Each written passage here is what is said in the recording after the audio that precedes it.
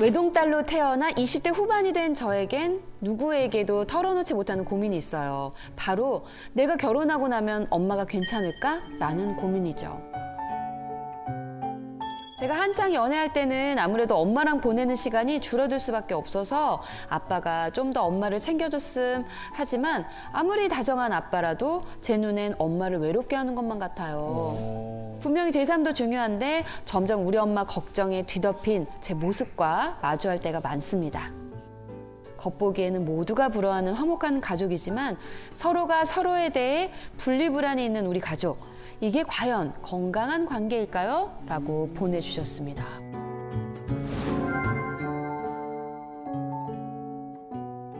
어디 계신지? 아, 네네.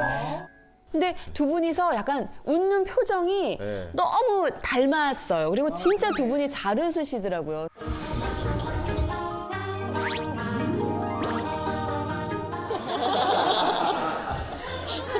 일주일에 뭐 한두 번 이상은 꼭 같이 뭐 쇼핑을 가든 어디 바람을 쐬러 가든 데이트를 진짜 자주 하고요. 무슨 남자친구, 여자친구처럼 다양한 분야가 되게 취향이 비슷해서 대화도 많이 하고. 그러면 어머님은 혹시 한 번도 귀찮은 적은 없었습니까? 네, 없었어요. 그리고 저는 기준이 항상 이렇게 저예요. 그래서 나는 우리 딸이 그렇게 심하게 나한테 관심 가져 그런 거 별로 모르고 살았거든요. 우리 딸이 또 착한 게요. 일요일 같은 때 약속을 잘 안 잡아요. 엄마 아빠하고 시간을 보내려고. 근데 어쩔 수 없이 언제부턴가 주위 친구나 후배들이 우리 딸 같은 딸이 없다는 거예요. 근데 저는 그렇게 못 느끼고 살았거든요. 대부분 딸도 그렇지 않아? 이렇게 살았거든요. 사실 선생님처럼 엄마랑 이렇게 사이좋은 딸 대한민국에 한 7집 정도 있다고 해요. 7집이나? 생각보다 많네요. 아, 7집이나 있어요? 야, 근데 저는 좀 질문 신기했어요. 보통 결혼하고 나서 엄마 없이 나는 이제 밥하고 이렇게 살아야 되는데 어떻게 살아야 될까가 대부분의 고민이잖아요. 맞아. 워낙 이렇게 시간을 많이 같이 보내고 있다 보니까 이제 어디 외출을 엄마가 하셨을 때 저는 연락이 오래 안 되시면 막 걱정이 많이 돼가지고. 원래 반대 아니에요? 엄마가 원래 그러되잖아 반대로도 그래요. 서로. 아, 엄마도 불안하고? 네. 제가 친구들하고 이제 수다 떠느라고 휴대폰을 안 봤어요. 3-4시간 있다가 이제 집에 오려고 보니까 막 전화가 와 있고 막 카톡이 막 있는데 그래서 어머 얘가 전화했었네 놀라고 전화를 했더니 우는 거예요. 걱정했다고 무슨 일 있는 줄 알았다고. 제가 그러면 여쭙고 싶은 게 보통 조혜련 씨나 저 같은 경우에 막 6명, 8명이기 때문에 그 느끼는 게 있거든요. 뭐 가위바위보에서 진놈 하나 죽었으면 좋겠다라든지 빵을 왜 이렇게 많이 먹어? 빨리 나 각각 줘. 맞아요. 뭐 이런 거라든지 형제가 여럿 있는 집은 약간 그런 게 있고 외동인 경우엔 또 그 외동이기 때문에 가져오는 또 어떤 특수성이나 특징 같은 게 있잖아요. 외동딸이니까. 저는 어렸을 적에 엄마하고 사이가 너무 좋았기 때문에 엄마가 죽으면 어떡하지라는 생각을 되게 많이 했거든요. 난 엄마가 죽으면 진짜 하늘이 다 무너져 버리고 세상은 사라지고 나는 아마 못 살 거야. 왜냐면 모든 사람이 죽는다는 걸 아는 나이가 오잖아요. 근데 우리 엄마 나보다 한 40살 이상 차이 나고 그럼 엄마 빨리 돌아가실 텐데 그럼 나 어떻게 세상을 살지? 뭐 이런 생각을 저는 개인적으로 좀 한 적이 있는데 엄마가 부재했을 경우에 대한 내 두려움이 있어요? 네. 너무 이상적인 가정이지만 내가 혼자니까 엄마가 안 계시면 아빠가 안 계시면 난 형제도 없는데 그럼 난 혼자 남고 그러면 이 깊이의 상처감을 난 어떻게 하지? 그런 생각을 좀 하게 된 거죠. 우리가 사랑하는 대상이 생겼을 때 제일 먼저 드는 감정은 설레임이 아니고 두려움이래요. 사랑하지 않아요. 별거 아니야. 그럼 뭐 그냥 그렇게 기대하는 게 없거든요. 근데 이거 너무 소중해. 이 존재가 사라질 것에 대해서 우린 두려움을 갖는 거죠. 그러면 죽음이 있어서 허망하냐? 제가 보기에 죽음은 삶을 오히려 비추어주는 빛과 같다고 생각해요. 얼마나 지금이 소중한지. 그리고 그렇게 막 걱정할 필요가 없는 게 지금 우리 따님에게 스며든 그 엄마하고의 이상적 사랑은 잘 사라지지 않는 거거든요. 저기 아메리카 인디언이 그랬대요. 언제 죽냐면 기억에서 사라질 때 죽는 거라고 그랬대요. 그래서 딸이 살아서 엄마를 기억하는 한 엄마랑 계속 같이 사는 거거든요. 결혼해서 아이를 또 낳고 또 나 같은 딸이 또 생기면 본인 딸한테 또 그걸 주면 되잖아요. 근데 만약에 아들을 낳아요. 그럼 어떻게 합니까? 8명까지 낳으면 돼요.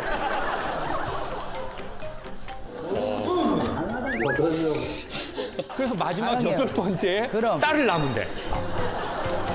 그러니까 엄마의 지금 나이대, 딸의 이 나이대에 너무 좋은 추억이에요.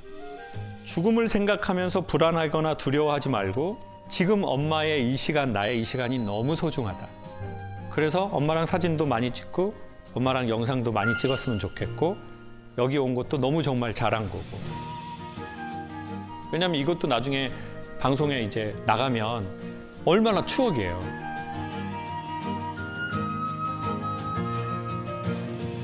물론 편집한다면 가만 놔두지 않아야죠. 전 너무 이상적이고 부러워요, 사실은. 맞아, 부러워요. 정말 너무 예뻐. 큰 복을 어머니도 딸님도 받으신 것 같아요.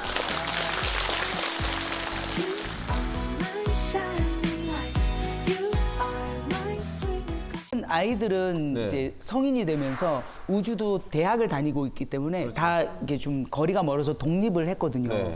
한 번은 우주가 내가 이제 축구 잘한다고 엄마 나도 지금 골키퍼 했으니까는 딱 이렇게 좋은 장갑 같은 게 있어야 되면서 집으로 보낸 거야. 그리고 엄카를 썼더라고요. 그러니까 내가 산 거야. 자기 거. 나는 장갑 필요가 없거든. 그럼 본인이 모아서 사던가 바로 뜨는 거야. 이게 바로 여기 바로 뜨잖아요. 이렇게 이제 좀 하는 것 때문에 막 그랬는데 오히려 그때가 더 좋았던 것 같아. 오히려. 그러니까 막 이렇게 엄마 나 이거 하나 살게 막 이랬는데 지금은 좀 멀어졌어요? 독립하면서 네. 진짜 특별한 일 외에는 전화를 안 해. 너무 공감하죠. 그러면 가장 최근에 아버지랑 부딪혔던 일이 뭐예요? 밥을 먹고 있는데 모자를 쓰고 아버지가 딱 한마디를 하셨어요. 네. 그냥 모자를 벗고 밥을 먹어라 이랬는데 아빠 알아서 할게 이랬거든요.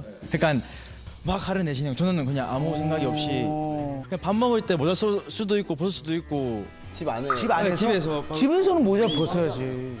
혹시 중절모 같은 거였나요? 중절모나 멕시칸. 기가 새는 것도 아닌데. 멕시칸 모자면은 좀 이상하긴 하잖아. 이렇게 돼 있는 그건 챙모자. 아니겠지. 아, 그래요? 이게 부모님 장사를 하셔가지고 가게에서 이제 밥을 먹을 때 아, 가게에서. 예, 아버지가 그냥 어머니 봤을 때 이게 어렸을 때부터 아드님하고 남편하고 좀 이렇게 갈등이 조금 있었나요? 아니 어렸을 때는 그렇게 없었어요. 근데 말 그대로 서울로 보내고 나서 좀 이렇게 공감된 게 없으니까. 서울 가고 나서. 네, 그래요. 서울 가서 저희가 변했나? 서울 가서 좀 변한 느낌. 그러니까 이제 컸다고 그런 것 같아요. 근데 실제로 컸잖아요. 성인이 되었고. 의자가 지금 보면 빡빡한데. 그럼요. 음식점에서 모자 갖고 그랬을 때 어머니가 봤을 땐 그냥 아들이 그냥 벗었으면 끝날 문제. 정말 끝날 일인데 아들이 조금. 근데 말 그대로 예 그랬으면 끝날 일을 신경 쓰지 마세요 이렇게 이야기를 하니까 아빠 입장에서는 얘가 왜 내한테 이러지 저한테 이야기를 하거든요. 그러면 또 아빠는 또 한 소리 하는 거야. 그럼 또 말이 계속 주고받아. 이거 아버님께 들으신 겁니까? 아니면 어머님이 관찰하신 결과입니까? 제가 본 결과에 정확할 수 있어요. 보면 맞아. 그러니까 자기야 근데 애들은 저럴 수 있다 인정을 해라 이런데 인정을 아직까지 못 하시는 것 같아요. 근데 조금 답답한 게 있어가지고 이거 풀고 넘어가야 될 것 같은데 왜 모자를 썼어요, 근데? 머리를 안 감아서. 그럴 수 있지. 그럴 수 있죠. 그러면 어머니가 딱 옆에서 보셨을 때 우리 이제 그날뿐만이 아니라 우리 부자의 가장 큰 문제는 뭐라고 생각하세요? 서로 말이 없어요. 왜 말을 해? 그러고 나서. 그냥 뭐 아빠 밥 드세요 그 한마디 아빠 저 가요 그 두 마디밖에 안 했어 서로가. 좀 아들이 좀 네. 어머니 입장에서 아들이 조금 막 애교도 부리고 막 말도 좀 했으면 좋겠군요. 지금 상태가 별로 안 좋아서 아빠한테 먼저 전화해 먼저 연락해 아직까지도 안 하고 그 모자 사건 이후로? 아들도 조금 세네. 그러니까 저는 너무 답답한 게 저 아들 편도 못 들고 신랑 편도 못 드는 왜 입장에서 자꾸 마이크를 뺏으려 그래요? 마이크를 자꾸 해서 뺏으려 그래. 난 뽀뚜른 줄 알았어. 그리고 엄마 아까 입에다가 막- 본인도 이렇게 멀리 됐으면서 엄마가 되니까 가까이 되가니까 이게 좀 세, 이게. 이 팀이 약간 자기 색깔이 좀 있네요. 들어볼까요? 엄마가 계속 전화를 해라 해서 제가 한 번 딱 전화를 했거든요. 그래서 아버지 아까 바쁩니까 물어보니까 바쁘다. 아니라고 하더라고요. 그래서 저 학교 갑니다. 알았다. 할 거였어요. 그 얘기하려고 전화한 게. 그러니까 뭐 말을 하려고 했는데 그냥 학교 가고 있습니다 하니까 그냥 알았다 하고 그냥 거기서 그냥 끊으신 거예요. 그러니까 저는 이제 하려고 하는데도 서툴기도 하고 용기가 없는 것 같아요. 근데 일단 제가 계룡대라는 곳에서 한번 강연을 했었는데요. 거기에서 이제 참모총장이 오셨더라고요. 뭐 육군, 해군, 공군 참모총장 아시겠지만 별이 몇 개죠? 5개는 돌침대입니다. 별이 5개. 돌침대. 그러니까 보통 일반 사병은 원스타 볼 일도 거의 없잖아요. 이제 강의가 끝났는데 대령님이 저한테 묻더라고요. 전쟁에서 이기려면 군인이 뭐가 좋아야 될 것 같아요? 그러는 거예요. 그래서 제가 저 첨단 무기가 좋아야지 이기는 거 아닙니까? 그랬더니 이 군인이 전쟁에서 승리를 하려면 2가지가 좋아야 돼요. 첫 번째는 군기가 세야 돼요. 군기가 세면서 동시에 좋아야 되는 게 있는데 사기가 높아야 돼요. 아. 우리 총장님이 들어오시면 군기가 올라가고 사기가 떨어져 버려요. 우리 총장님 나가시면 사기가 올라가. 그리고 기압이 빠져. 근데 옛날 아버지들은 자식을 키울 때 군기가 든 애로 키우는 것이 1번이셨던 것 같아요. 아빠 뭐 좀 힘들어요. 그러면 야 뭐 우리 아들 힘들지. 이렇게 되는 게 아니라 아빠는 막 새끼야 인마. 아빠는 월남 스키부대 있었어요. 월남에 스키가 어디 있어요? 열대지방인데. 그 특수부대야 조사에도 안 나와. 열대지방인데. 넘길게요. 자, 아니 그러니까 이 아버지들이 자녀 교육에 있어서 제일 중요하게 생각하는 건 전쟁의 군인으로 치면 군기를 잡으려고 하신 거예요. 그러니까 이제 아버지들 입장에서는 내가 살아보니까 인생은 너무 힘들어. 네? 그러면 부모 입장에서 제일 먼저 뭘 생각하겠어요? 이 힘든 세상에서 자식은 살아나. 너 살아남아야 돼. 강하게. 근데 그 아버지들은 왜 그러냐? 지금 70년, 아버지가 70년생이시면 53세 정도 되셨는데 그 아버지의 아버지, 즉 80대 아버지들이 그거보다 한 더 했어. 5배, 10배로 자식을 교육한 거예요. 그렇지. 그때는 다 맞았어요. 초등학교 때 선생님이 때렸죠. 중학교 때 선생님 때렸죠. 고등학교 가면 선배랑 선생님이 동시에 때렸죠. 그러면 사회에 나오면 안 때리나요? 자본주의는 철저하게 돈입니다. 돈으로 때리는 거예요.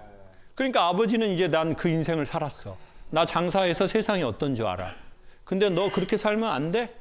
근데 아버지는 왜 그 말을 과연 한 걸까? 이미 우린 다 알아요. 좀 자만하고 이러다 넘어지거든요. 선배 세대는 그걸 다 경험했어요. 그래서 야, 너 안 넘어졌으면 좋겠어. 근데 제가 보기엔 전 요즘에 이런 생각이 들어요. 좀 거만해도 괜찮다. 하다가 넘어질 거야. 그래도 아버지는 여기 있어. 그러니까 정말 좋은 관계는 실패 안 하고 성공만 한 그게 아니라 실패했는데 아들이 아버지한테 아버지 저 요즘에 이거 좀 안 돼요. 아버지 생각나서 전화했어요. 그럼 아버지는 야 임마 그렇게 해서 배우는 거다. 응? 아버지 너 전화해줘서 너무 기분 좋다. 지금 모자 쓰고 있나? 벗어라. 미국에서 사람들이 타투를 되게 많이 하잖아요. 근데 뭐를 많이 하는지 어떤 사람들이 좀 연구를 해봤대요. 1위가 어머니래요. 그 2위가 지저스, 갓, 마리아 이런 종교적인 자기의 믿는 대상. 아버지는 4위에도 없고 5위에도 없고 6위에도 없더래요. 어디 있어요? 아버지는 집에 계세요. 집에 계세요? 문신으로는 등장할 계획이 아예 없으신가요? 그러니까 이제 그 아버지들이 사랑의 문제가 아니라 저는 언어의 문제라고 생각해요. 당신도 당신의 부모한테 받은 언어들이 너무 새로운 수를 담기에는 옛날 부대인 거예요. 그리고 또 아버지 말투가 아 우리 아버지 뭐 경상도 사람이라서 말투 그렇게 해요라고 하지만 나도 그 지역에서 자랐어. 그러다 보니까 뭐 아까도 아버지가 야 모자 좀 뭐 벗고 먹어 그럴 때 아버지 이거 저 머리 안 감아서 그러는데 잠깐만 쓰고 먹어도 돼요? 이렇게 하면 되는데 알아서 할게요. 좀 더 다른 느낌으로. 알겠습니다. 근데 우리나라는 이런 게 있잖아요. 이거 얘기하면 부모님이 걱정하셔. 그 얘기하면 뭐해? 그래, 얘기한다고 그래. 해결되는 것도 그래, 아닌데. 그래. 그래서 안 하죠. 그냥 내가 알아서 그냥. 그래서 전화해가지고 부모님이 맨날 하는 게 뭐 별일 없나 그러면 별일 있습니다. 이런 집 없어요. 서로 말 못하네. 뭐 일 없지? 아유 예 뭐 잘 지냅니다. 안 아프지? 예 아버지 중환자실입니다. 이런 집이 어딨냐고요. 우린 다 괜찮대. 근데 부모님은 알아요. 이 친구가 갑자기 전화 왔을 때 이 모든 뉘앙스를. 어른들은 사랑한다 보고 싶다는 말을 잘 안 쓰는 세상에서 살았어요. 그러면 그들은 사랑이 없고 보고 싶어함과 그리움이 없나요? 아니요, 있죠. 근데 그 단어로 표현하지 않을 뿐이죠. 그리고 일상의 단어로 표현하는 거예요. 아버지 갈게요. 야 뭐 바쁜데 내려오지 마. 이건 무슨 말이에요? 내려와라 라는 뜻이에요. 근데 이제 아들들은 뭐 또 내려오지 말라 그러네. 아싸 가오리? 못 알아들었어. 못 알아듣는 거죠. 우리 아들이 못 알아들었구나. 못 알아듣는 거죠. 왜냐? 아버지는 사랑이 없는 게 아니에요. 그리움이 없지 않아요. 아들이 자랑스럽지 않은 게 아니고 걱정되지 않은 게 아니에요. 그 단어로 당신도 들은 적이 없는 거예요. 그래서 당신의 일상의 표현으로 사랑한다는 말을 똑같이 쓰는 거예요. 그 너무나 일상적인 단어. 그러면 이제 저희가 부모님하고 전화할 때 이제 그 소리가 들릴걸요? 아, 저게 밥 먹었냐는 건 사랑한다는 거고 그립다는 거고 우리가 같이 잘해보자는 거고 내가 널 걱정하고 있다는 그 말이구나. 맞아요. 그 밥 먹었냐라고 하지만 사실 그 전에 호흡도 있고 그 후에 호흡도 있고 중간에 호흡도 있고 그거를 나이가 좀 들면서 들리더라고요. 맞아요. 그러니까 내가 너무 여유가 없고 그러면 사실 그 소리 잘 안 들리거든요.